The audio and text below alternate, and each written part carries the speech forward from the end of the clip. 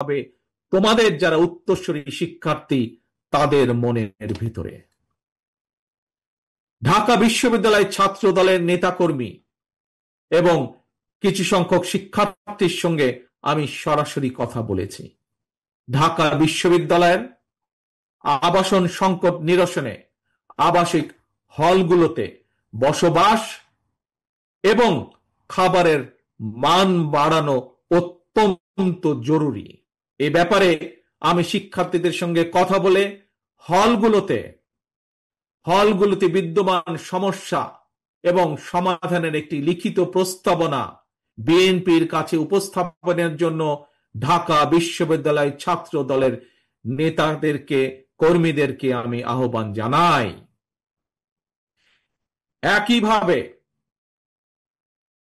একইভাবে দেশের অন্য বিশ্ববিদ্যালয়গুলোর শিক্ষার্থীদের সঙ্গে কথা বলে সেই সব বিশ্ববিদ্যালয় সমস্যা এবং সম্ভাবনা নিয়ে সুপারিশ সহ রিপোর্ট তৈরি করার জন্য ইতিমধ্যেই বিএনপির পক্ষ থেকে ছাত্র দলের সংশ্লিষ্ট নেতৃত্বকে নির্দেশনা দেওয়া হয়েছে। সারা দেশের শিক্ষার্থী, জাতীয়তাবাদী ছাত্র দলের নেতা কর্মী এবং তরুণ প্রজন্মের ভাই বোনেরা, তোমাদের এই সমাবেশে এবং তোমাদের মাধ্যমে সারা দেশের শিক্ষার্থী এবং তরুণ প্রজন্মের সামনে বিএনপির গৃহীত কয়টি প্ল্যান প্রোগ্রাম তুলে ধরার অবশ্যই একটি উদ্দেশ্য রয়েছে। কি সেই উদ্দেশ্য, কি সেই লক্ষ্য? সেটি হলো আমাদের প্রত্যেকেরই মা রয়েছে।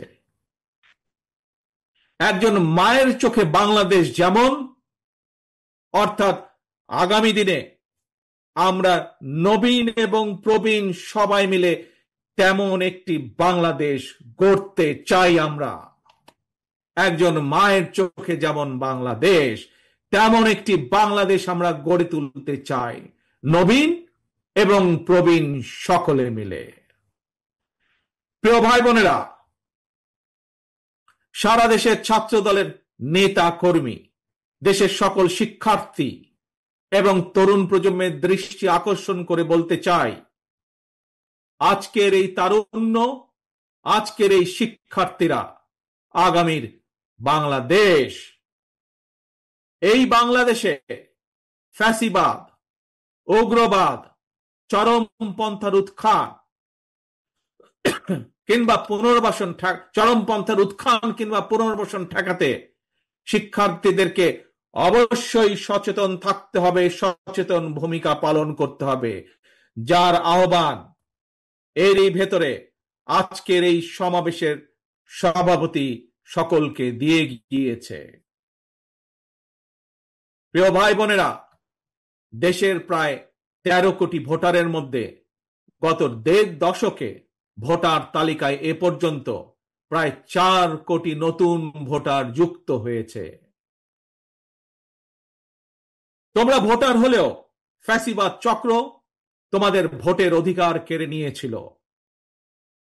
আসন্ন জাতীয় নির্বাচন সামনে এবং এই আসন্ন জাতীয় নির্বাচনে তোমাদের হারানো ভোটের অধিকার পুনঃপ্রতিষ্ঠা এক বিরাট সুযোগ তৈরি হয়েছে। এই সুযোগকে কাজে লাগিয়ে স্বাবলম্বী বাংলাদেশ গড়ার লক্ষ্যে বিএনপির গৃহীত পরিকল্পনা বাস্তবায়ন করার জন্য পলাতক স্বৈরাচারের শাসন আমলে গত 1.5 দশকে ভোট প্রয়োগের অধিকার বঞ্চিত 3.5 কোটি ভোটার সহ সবার সমর্থন এবং সহযোগিতা চাই।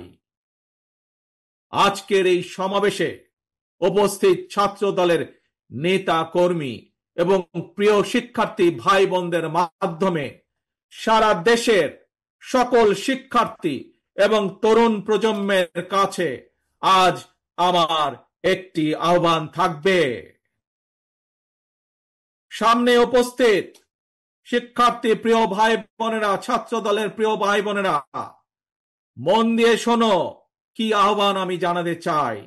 তারপরে আমার এই আহ্বানের কথা ছড়িয়ে দাও তোমাদের সকল শিক্ষার্থী, সারা সমগ্র বাংলাদেশে ছড়িয়ে ছিটিয়ে থাকা সকল শিক্ষার্থী, সকল আগামীর বাংলাদেশ ভবিষ্যৎ প্রজন্মের কাছে যারা নতুন ভোটার, তাদের সকলের কাছে আমার এই আহ্বান ছড়িয়ে দিবে।